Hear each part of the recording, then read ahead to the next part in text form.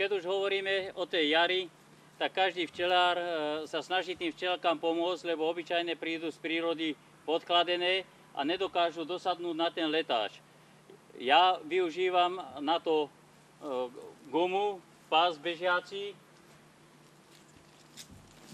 ktorý je pred úľmi. Tu na včielka na to dosadne, ohreje sa a hravo vyletí do letáča. Aj tým, že ho slnko ohrieva, vytvára sa pred letáčmi teplý vír. Aj ten vír dokáže tú včielku vyniesť na ten letáč. Kto nemá takú gumu zobrazne, poviem, využíva kus dosky, opre si to o letáč a včela dosadne na tú dosku a vyjde hore do letáča. Každý včelár si to robí podľa svojho, podľa toho, čo myslí, že je pre jeho včely lepšie.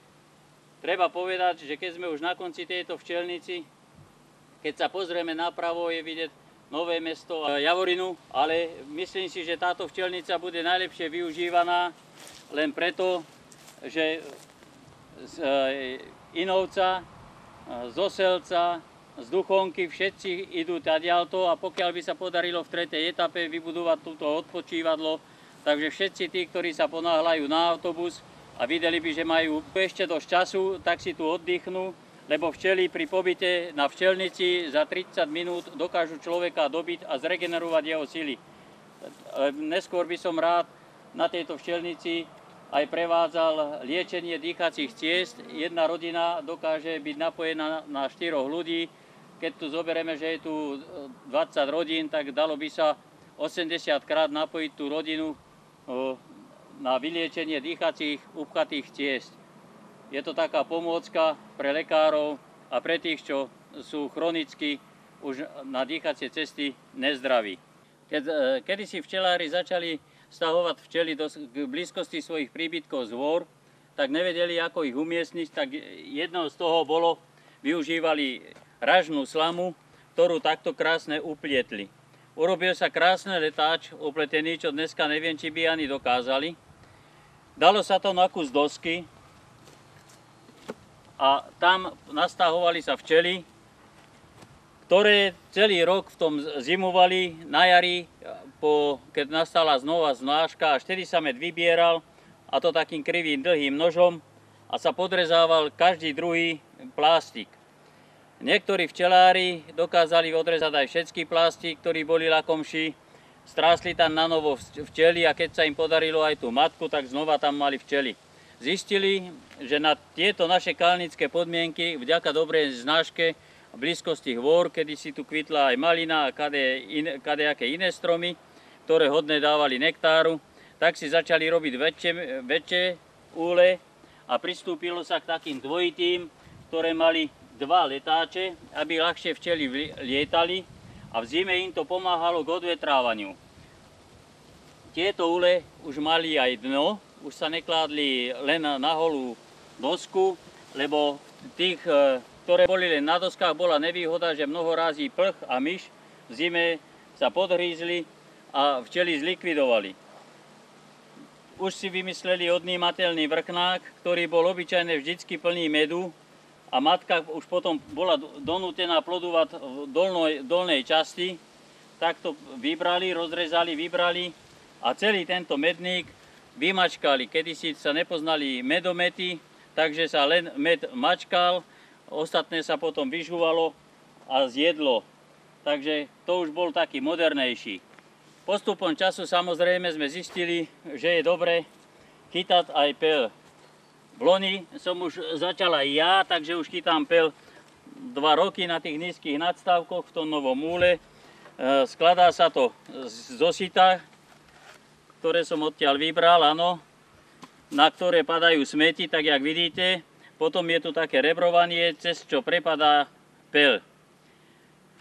Včela letí cez letáč, musí prejsť sem hore, dostať sa cez toto a tým sa jej z nôžek zadných páron nôh odtrhajú a vypadávajú pelové zrná. Tieto pelové zrná padajú na to sito, to sa potom prečistí, vysype a znova sa takto robí. Samozrejme zistili sme, že nie len pel je pre ľudí zdravý, ale že nejak takto sa to položí a takto funguje ten úl. Ale zistili sme, že pre ľudí je veľmi zdravý a prospešný najmä proti rakovine po zažívacom trakte, keď sa užíva propolis. Propolis sa dá chytať aj tým škrabaným, jak som ukazoval z laték, ale dá sa chytať aj tak, že si dáme 2 sitá na seba a včely sa medzeru, aby neutekalo teplo, snažia zalepiť. Toto, keď vyžmolíme, dáme do mrazáka, tak máme čistý propolis. Takže asi takto sa to rozobere, zachladí. Samozrejme, aby to bolo kladené takto na kopu, tak sa tam dá igelit, ktorý teda bráni tomu, aby im to celkom neutekalo. Kraje sa nechávajú voľné, aby sa tam nezdražala para. Je tu 10 rámikov, sú to všetko nízko nadstavkové. Prečo včela stáva vlastne šesťuholník? Áno, poznáme len 3 tvary. Je to trojuholník, obdĺžnik alebo štvorec a šesťuholník. Včela prišla na to tak, že najviac buniek a najmenej tepla jej ujde, keď sa stáva 6-hrana. Toto dodneska my ľudia nevieme využiť v prospech toho, aby sme mali príbytky čo najteplejšie a čo najekonomickejšie. Včela stáva tak, že tu, kde je stred bunky z jednej strany, tam je prostriedek druhej bunky. Tým vlastne to dielo vystužuje. Nedostavené rámiky sa na jeseň vyradujú zo včiel, lebo sú studené a nedá sa do nich naložiť dosť cukru, ale tu vidíte nadrôdkované vždycky tak šikmo, aby skrátka tam to nepadalo dole, to vystavené dielo. Takže. No a toto vie urobiť dvíjačka, keď včelár neskoro sa zbadá, tak sa nám tu dá chrobáčik, ktorý nám to dielo zase ničí. To už musíme vyradiť a vytopiť, lebo už tu by včely nastavili len divinu.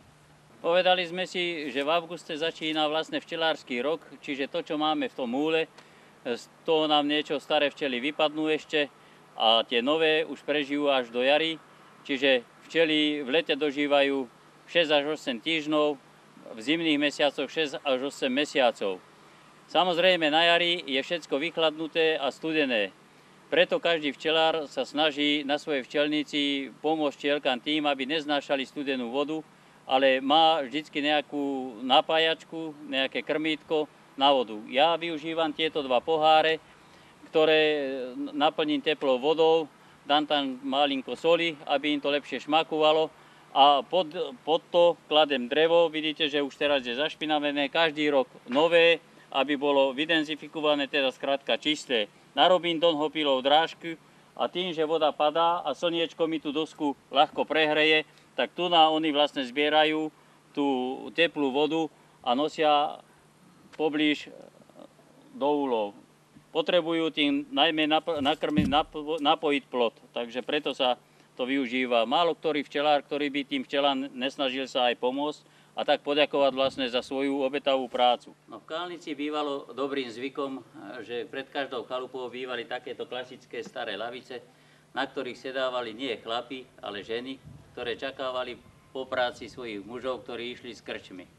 Každá predzahradka bola takto krásne vysadená, no a v sobotu a v nedeľu zasa po obede, keď už ženy nemali toľko roboty, vysedávali v krojoch.